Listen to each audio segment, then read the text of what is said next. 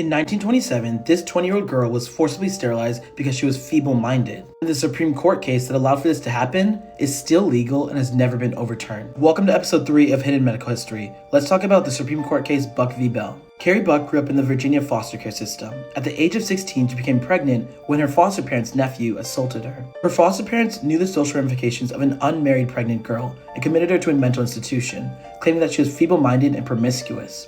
In reality, they wanted to get rid of her. Now, the Virginia General Assembly had just passed a eugenics sterilization law in 1924. It was a law that allowed doctors to forcibly sterilize patients in state institutions if they were deemed as idiotic, insane, an imbecile, or feeble-minded. But they needed a test case, Carrie Buck, to legitimize the law for sterilization. They rigged the system, giving Buck Irving Whitehead, a lawyer sympathetic to the eugenics movement. In fact, her lawyer didn't even offer any rebuttal or call any witnesses to the stand. In an 8-1 decision, the US Supreme Court found forced sterilization legal. In the majority opinion, Justice Holmes said that laws like Virginia's were needed to prevent the nation from being swept with incompetence, and that 3 generations of imbeciles was enough. The decision resulted in 60,000 to 70,000 Americans being deemed unfit to reproduce. Reporters visited Buck later in life and claimed that she was a woman of normal intelligence, and Carrie expressed regret that she wasn't able to have more children. Today, forced sterilization still remains legal because of the case of Buck v. Bell.